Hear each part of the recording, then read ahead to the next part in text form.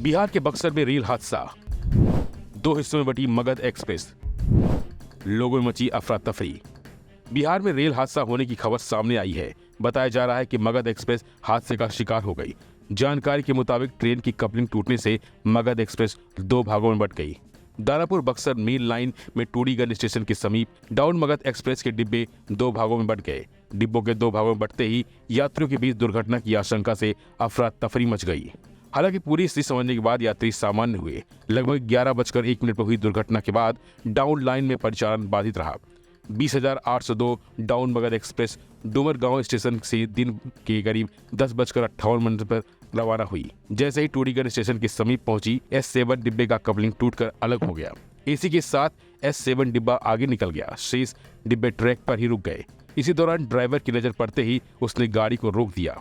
इस दुर्घटना के बाद से डाउन मेन लाइन पर परिचालन ठप है। इस दुर्घटना में किसी यात्री के हताहत होने की खबर नहीं है। रेलवे के अधिकारी मौके पर पहुंचे।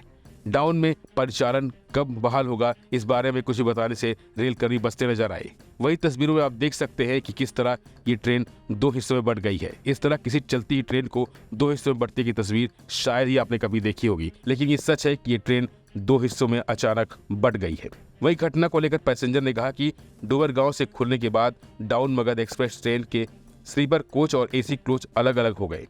ट्रेन लगभग 40 से 50 किलोमीटर प्रति घंटा की रफ्तार से चल रही थी। इस घटना के बाद अफरा तफरी मच गई। ट्रेन में हजारों लोग सफर कर रहे थे, लेकिन सबसे बड़ी राहत की बात यह रही कि किसी प्रकार की कोई हानि नहीं हुई।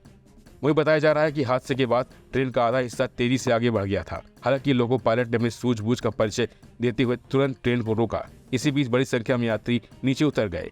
ट्रेन को दो हिस्से में बंटने की खबर मिलते ही स्थानीय रेल प्रशासन मौके पहुंचा और वो राहत और बचाव कार्य में जुट गया। लेकिन जिस तरह से कपलिंग टूटने की वजह से ट्रेन दो हिस्सों में बंट गई, उसे देखकर हर कोई हैरान जरूर था।